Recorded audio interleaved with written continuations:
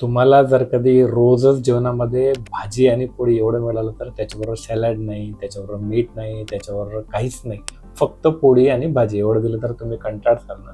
तसंच इन्व्हेस्टमेंटचं आहे. इन्व्हेस्टमेंट करताना साधारणतः ॲसेट अलोकेशन नावाचा एक प्रकार तुम्ही ऐकला असेल बऱ्याचदा. तर ॲसेट अलोकेशन म्हणजे काय राहतं?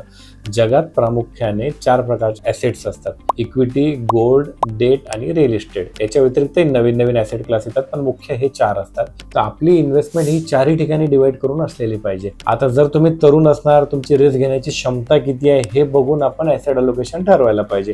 तर तरुण मुलांनी जास्तीत जास्त इक्विटीमध्ये ॲसेट अलोकेशन करायला पाहिजे, कारण तिथे रिस्क थोडीशी जास्त असते, रिटर्न मिळण्याची पण प्रोबॅबिलिटी जास्त असते. जे सिनियर सिटीजन असतात, जे रिटायरमेंटच्या आसपास असतात, त्यांचं इक्विटीचं अलोकेशन कमी असलं पाहिजे आणि डेटचं जास्त असलं पाहिजे. इक्विटी म्हणजे शेअर बाजार, म्युच्युअल फंड या टाईपचे इन्व्हेस्टमेंट, आणि डेट म्हणजे fixed deposit, PPF, post office अशा प्रकारचे इन्व्हेस्टमेंट. आणि राहिलं गोल्ड, तर गोल्डमध्ये पण आपल्या पोर्टफोलिओच्या 5 ते 10% साधारणतः रक्कम असायला पाहिजे. आणि त्याच्यानंतर असते रिअल इस्टेट. रिअल इस्टेट पण आपल्या वयाप्रमाणे ते डिपेंड करते, पण आपण भारतीय लोक जास्तीत जास्त पैसे जे आहे हे रिअल इस्टेटमध्येच टाकतो. तर तसं न करता आपलं रिस्क घेण्याची क्षमता बघून, आपलं वय बघून आपण ठरवायला हवं की आपलं ॲसेट अलोकेशन कसं असायला हवं. जसं मी तुम्हाला आधीच सांगितलं की पोळी भाजी फक्त आपल्याला चालत नाही, आपल्याला पूर्णच्या पूर्ण पंचपक्वान्न पाहिजे जेवणामध्ये. तसंच असं आहे आपल्या इन्व्हेस्टमेंटमध्ये हे 4ही प्रकार असले पाहिजे.